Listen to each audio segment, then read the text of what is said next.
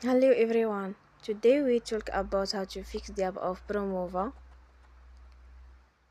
We go to settings, then we click on apps.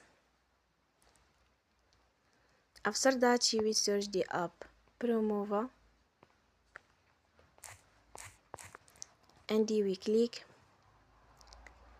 Then we will on for stop. After that we go to storage. Then we click on clear cache.